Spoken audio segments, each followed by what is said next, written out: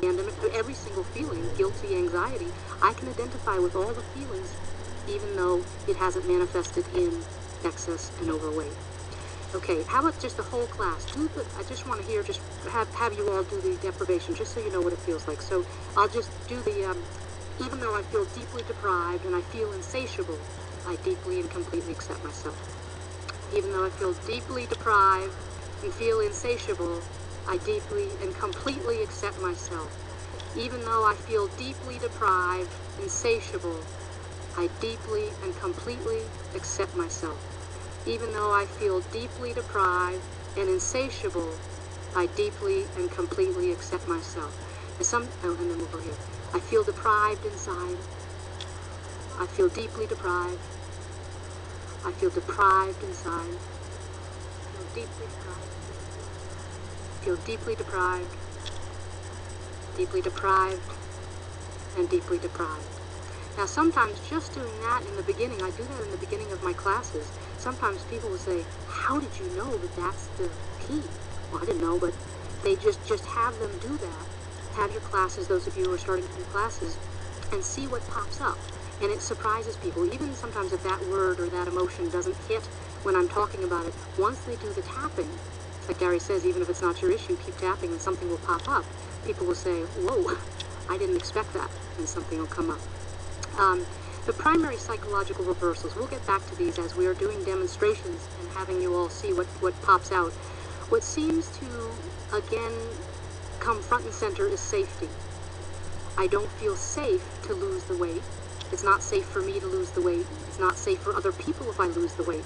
Family issues here are very important, or peers. People will say, well, my 4 friends and I go out to lunch every Friday. We're all a little bit overweight.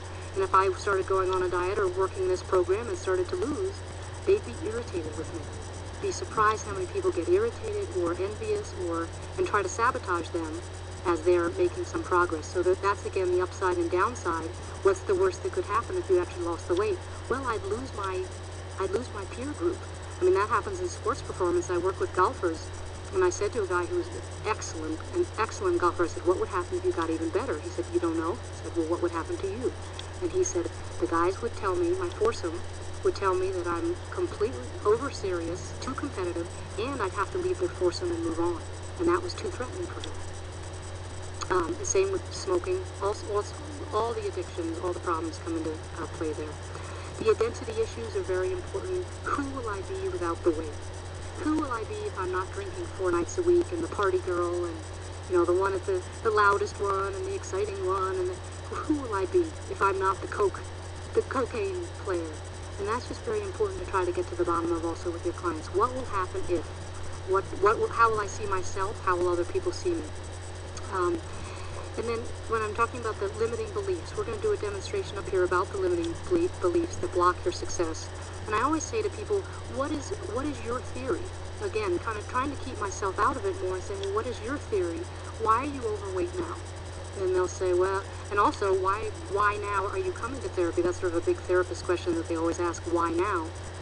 People have been alcoholic for 20 years, lost 3 jobs, 2 wives, had a car accident, but they come in on Thursday, March 15th. Why now? And it's very important to get that, what put them over the edge? Question is always, what brings you to treatment? And you tease out, you get a little more information.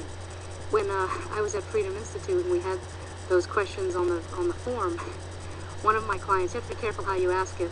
The question was, what brings you to Freedom Institute? And one of my clients wrote, the Midtown bus. So make sure you're clear when you're asking the questions. So this list of limiting beliefs, go over them yourself and watch. Here's one. Even though I'm overweight because of my metabolism.